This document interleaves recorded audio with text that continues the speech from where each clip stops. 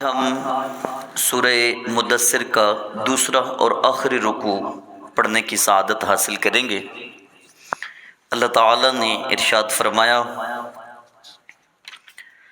کلا والقمر واللیل اذ ادبر والصبح اذا اسفر۔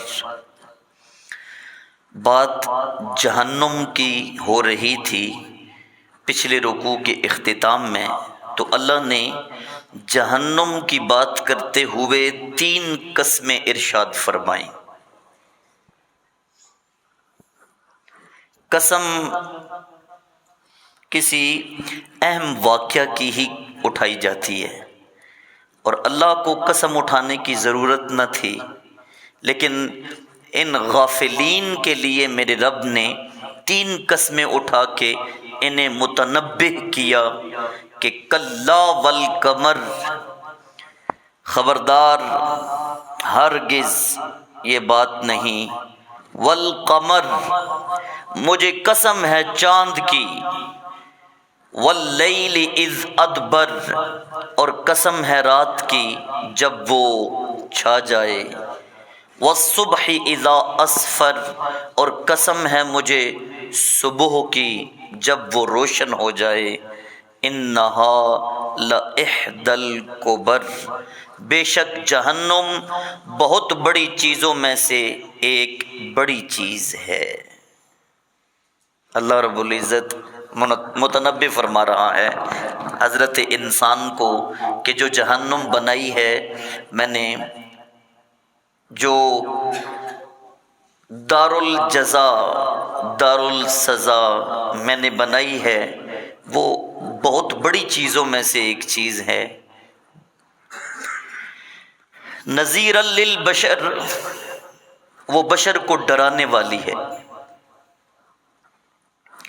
لمن شاء منکم ان یتقدم او یتأخر، تم میں سے ہر وہ شخص جو نیکیوں میں سبقت کرنے والا ہے اور برائیوں میں پیچھے رہ جانے والا ہے، ہر اس شخص کے لیے ڈرانے والی ہے۔ اس سورہ کی ابتدا میں ہی میرے اللہ نے فرمایا، محبوب آپ اپنی جو چادر اوڑھ کے آرام فرما ہیں، چادر اتار دیجئے اور کھڑے ہو جائیے، لوگوں کو جہنم سے ڈرائیے۔ قم فانذر، قم فانذر، وہ کیسی جہنم کہ جس جہنم میں ادنا عذاب یہ ہے کہ پاؤں میں آگ کے جوتے پہنائے جائیں گے، جن آگ کے جوتوں کو پہنانے کی وجہ سے جہنمی کے دماغ کے اندر کا جو مادہ ہے وہ پگھل کے اس کے ناک اور اس کے کانوں کے راستوں سے باہر آ جائے گا۔ اس جہنم کا کیا حساب ہوگا کہ جس کے متعلق فرمان یہ ہے کہ اگر ادنا سے جہنمی کے ماتھے کا پانی کا پسینے کا ایک قطرہ اگر زمین پہ گر جائے تو زمین قیامت تک دوبارہ کبھی سبزہ نہ اگائے۔ اللہ فرما رہا ہے، محبوب میرے بندوں کو جہنم سے ڈرائیے۔ ہم کب سے جنت کی خوشخبریاں سن رہے ہیں، جنت کے مجدے سن رہے ہیں اور جنت کی خواہش میں ہم بڑھ رہے ہیں آگے، لیکن کبھی سوچا کہ ایک ایک گناہ ہم ترک کریں؟ ہم کون کون سی غلطیاں کر رہے ہیں جن کی وجہ سے جہنم کے دروازے ہمارے منتظر ہیں؟ کل نفس بما کسبت رہینہ، ہر نفس، ہر جان اپنے اعمال پر گروی ہے، الا اصحاب الیمین، سوائے دائیں ہاتھ والے، جن کے دائیں ہاتھ میں نامہ اعمال دیا جائے گا۔ اللہ ان کی شان بیان فرما رہا ہے کہ ان کے علاوہ ہر انسان اپنے اعمال پر گروی ہوگا، اور یہ جن کے ہاتھوں میں دائیں ہاتھ میں نامہ اعمال دیا جائے گا، فی جنات یتساءلون عن المجرمین، یہ جنت میں ایک دوسرے سے ڈسکس کر رہے ہوں گے سوال کر رہے ہوں گے، آپس میں بات چیت کر رہے ہوں گے مجرمین کے متعلق، ما سلککم فی سقر، اور جنت میں سے ہی ایک جنتی سوال کر کے پوچھے گا کہ اے جہنمی، تو جہنم میں کیوں جل رہا ہے؟ توجہ ہے میرے دوستوں کی ساروں کی، قرآن ایسا ہے، صحیفہ انقلاب ہے، اس میں کوئی تردد نہیں، اس میں کوئی شک نہیں، یہ جو کہہ رہا ہے حق کہہ رہا ہے، اس میں شک کرنے والا بھی بے ایمان ہو سکتا ہے۔ اللہ فرماتا ہے وہ جنتی آپس میں بات چیت کر رہے ہوں گے مجرمین کے متعلق، اور وہیں جنت میں سے ایک جنتی جہنمی کی طرف منہ کر کے پوچھے گا ما سلککم فی سقر، تو جہنم میں کیوں جل رہا ہے؟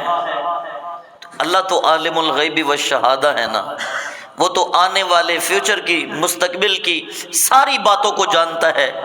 اللہ فرماتا ہے وہ جہنمی آگے سے کہے گا قالوا لم نک من المصلین، میں نماز نہیں پڑھتا تھا،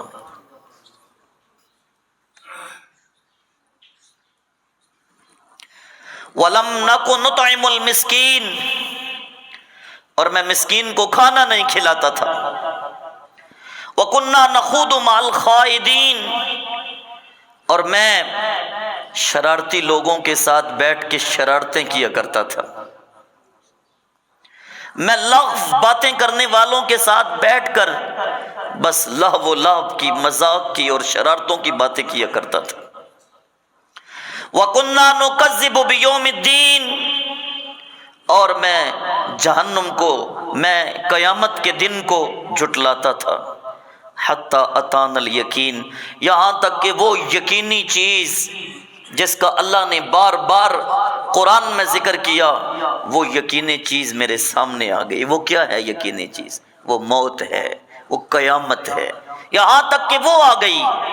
فما تنفعهم الشفاعۃ الشافعین، سفارش کرنے والے کی سفارش انہیں کوئی فائدہ نہیں دے گی۔ فما لهم عن التذکرۃ معرضین، ارے انہیں کیا ہو گیا کہ یہ نصیحت سے منہ موڑ لیتے ہیں؟ آج منہ موڑ کے کہاں تک جائیں گے؟ کأنہم خمر مستنفرہ، بڑی توجہ چاہوں گا اپنے دوستوں کی۔ اللہ فرماتا ہے وہ نصیحت سے اس طرح منہ موڑتے ہیں جس طرح ایک بپھرا ہوا گدھا فرت من قسورہ، گویا کہ وہ شیر کو دیکھ کے بھاگ رہا ہے۔ نصیحت سے منہ موڑتے ہیں، اللہ کے قرآن سے منہ موڑتے ہیں، مصطفیٰ کے فرمان سے منہ موڑتے ہیں۔ کأنہم خمر مستنفرہ، گویا کہ وہ ایسا گدھا ہے جو وحشی ہو چکا ہے اور وہ بھاگ رہا ہے شیر کو دیکھ کر۔ فرت من قسورہ، قرآن کو دیکھ کر، نصیحت کو سن کر وہ اس طرح منہ پھیر کے بھاگ رہے ہیں، اعراض کر رہے ہیں۔ بل یرید کل امرئ منہم ان یؤتی صحفا منشرہ، اللہ فرماتا ہے وہ یہ چاہتے ہیں کہ ان کے ہاتھ میں بھی کھلا ہوا ایک صحیفہ دے دیا جائے۔ نہیں، یہ شان صرف محمد کی ہے، یہ شان صرف آمنہ کے لال کی ہے، ہر ایک کے نصیب میں نہیں ہے یہ بات۔ اللہ فرماتا ہے کلا بل یخافون الآخرہ، نہیں نہیں نہیں، ہرگز نہیں۔ دراصل بات یہ ہے کہ یہ میری نصیحت سے اس لیے منہ موڑتے ہیں کہ یہ آخرت سے ڈرتے نہیں ہیں، یہ قیامت سے ڈرتے نہیں ہیں۔ اور ہم پہلے بھی کئی مرتبہ پڑھ چکے ہیں، اللہ نے پہلے اس پارے کے 5ویں رکوع میں فرمایا ہے کہ جس کو اس بات کا یقین ہو کہ قیامت آنی ہے، میں نے ایک دن اللہ سے ملاقات کرنی ہے، وہ نہ صبر کا دامن ہاتھ سے چھوڑتا ہے، وہ نہ نماز فرض کو چھوڑتا ہے۔ یہ بھی قرآن کا مضمون ہے۔ اللہ فرماتا ہے کلا انہ تذکرہ، اور یہ قرآن تو نصیحت ہے، فمن شاء ذکر، جو چاہے اس نصیحت کو حاصل کر لے، وما یذکرون الا ان یشاء اللہ، اللہ جس کو چاہتا ہے وہی تو اسے نصیحت حاصل کرتا ہے۔ اور جس کی چاہت میں اللہ کی چاہت شامل نہیں، وہ اس قرآن سے نصیحت حاصل نہیں کر سکتا۔ آخری 2 لفظوں میں میرے رب نے اپنی عظمت و شان کا ذکر کیا اور فرمایا ہوا اہل التقوی، وہ اللہ سب سے زیادہ اس بات کا اہل ہے کہ لوگ اس سے ڈرے، وہ اہل المغفرہ، اور وہی تو ہے جو مغفرت فرمانے والا ہے۔ اب عزیز وقار سورہ مدثر ہمیں اس بات کا سبق دے رہی ہے کہ قیامت، آخرت، یہ 2 دن جو ہے، ان دنوں کا ڈر انسان کے دل میں ہونا چاہیے۔ سورہ مدثر اس بات کی توجہ دلا رہی ہے کہ صرف جنت کی امید میں نہیں رہنا، جہنم سے بھی ڈرنا ہے۔ اللہ نے جہنم بھی تیار کر رکھی ہے۔ سورہ مدثر بتا رہی ہے کہ جس طرح جنت کی کوئی حد نہیں، جہنم بھی بہت بڑی چیزوں میں سے اللہ نے ایک چیز بنائی ہے۔ اگر وہ بنائی ہے تو اسے ڈرنے کا بھی میرے رب نے حکم دیا ہے۔ اور جس کے دل میں ڈر ہو، پھر وہ کبھی ایسا کام نہیں کرتا جس کام میں اللہ کی ناراضگی ہو۔ وہ پہلے سوچتا ہے، پھر بات کرتا ہے، تولتا ہے، پھر بولتا ہے۔ اپنے امور دین ہو یا امور دنیا ہو، پہلے وہ بارہا مرتبہ سوچتا ہے، پھر کوئی آگے قدم اٹھاتا ہے۔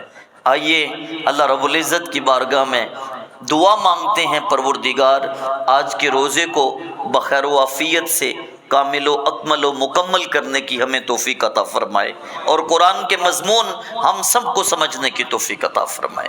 جزاک اللہ فی الدارین۔ آپ تمام دوستوں کا